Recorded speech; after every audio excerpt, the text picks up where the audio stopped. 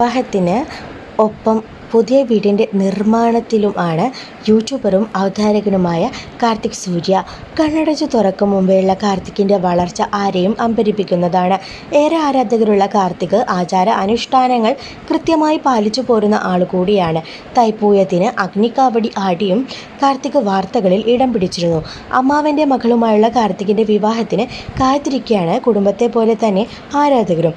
ഇപ്പോഴിതാ വീടിൻ്റെ പണി എവിടെ വരെ എത്തിയെന്ന് വിശദീകരിക്കുകയും കണ്ണൂർ ദോഷത്തിൻ്റെ അവസ്ഥയെക്കുറിച്ചുമാണ് കാർത്തിക് പ്രധാനമായും സംസാരിക്കുന്നത്.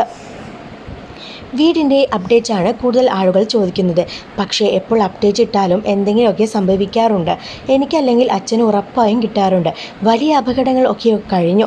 ദൃഷ്ടിദോഷം ശരിക്കും സത്യമാണ് എന്ന് ഞാൻ വിശ്വസിക്കുന്നു.